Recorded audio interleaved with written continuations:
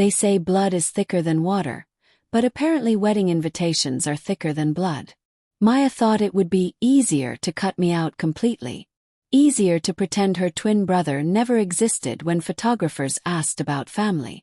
Easier to lie and say we weren't close anymore. I discovered this betrayal through our cousin's Instagram story. Matching burgundy suits, champagne toasts, groomsmen laughing in a penthouse I was never allowed to enter.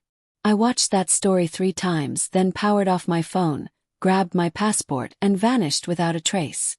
We used to be inseparable. When our parents screamed through paper-thin apartment walls, Maya would climb into my bunk bed, trembling. During her devastating first heartbreak, she called me before our mother. I was her vault of secrets, her shield against the world, her protector who fought every battle. But success changed her. Or maybe wealth rewrote our history once my blue-collar existence no longer matched her corporate image. The shift happened gradually. Less twin brother, more unpaid therapist. Only contacted when she needed bail money, career advice, or alibis for her lies.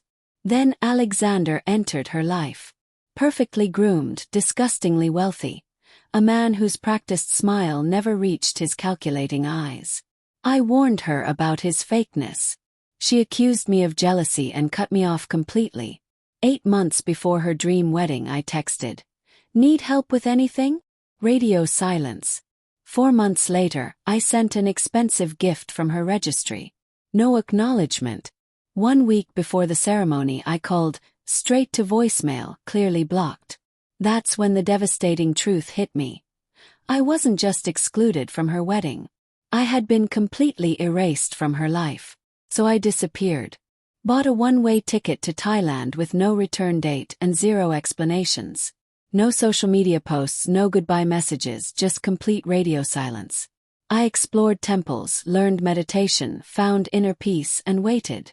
The panic started at 8:47 p.m. Bangkok time. Unknown international numbers. Then our aunt, our frantic parents, even Alexander's worried sister.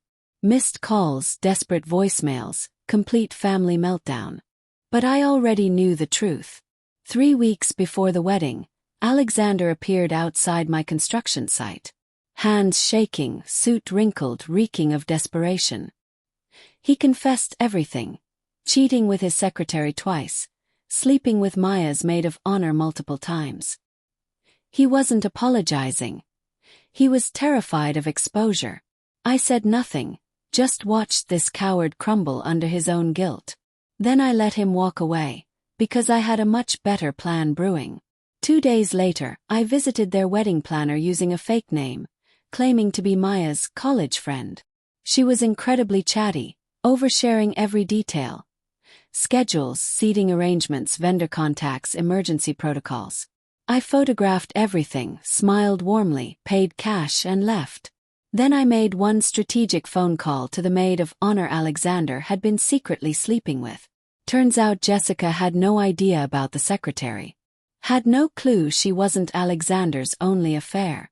She sobbed uncontrollably when I revealed his pattern of betrayal. I comforted her, then carefully explained exactly where to be and precisely when to strike. The wedding venue was an exclusive lakeside resort, outdoor ceremony, custom vows, live orchestra. Maya wore designer white. Alexander wore pure terror. Right before they kissed, Jessica walked down that aisle in her bridesmaid dress, tears streaming, phone recording, printed evidence in her trembling hands. She didn't scream or cause chaos. She simply read aloud names, dates, explicit messages, hotel receipts. The sound system amplified every devastating word. 200 guests sat frozen. Our mother collapsed. Maya dropped her bouquet. Alexander stood there, gray-faced and trapped like a cornered animal.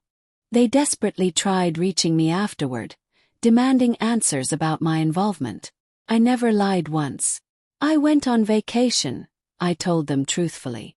When they pressed harder with accusations and threats, silence became my most powerful weapon. Because here's the brutal reality. Maya chose a cheating stranger over her twin brother. She prioritized fake appearances over family loyalty. She allowed him to erase me from her most important day. I returned home 5 weeks later, tanned, centered, completely at peace. Maya was hiding at our parents' house, refusing to leave her childhood bedroom for days. When she finally called me, there was no apology, no accountability. Just one haunting question. How long did you know? I answered simply. Long enough. She hung up. We haven't spoken since.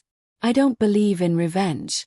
I believe in perfect timing, letting people destroy themselves with the lies they've woven, while you hold the scissors that cut their safety net. Sometimes the best punishment is simply knowing the truth and waiting for the perfect moment to let it breathe.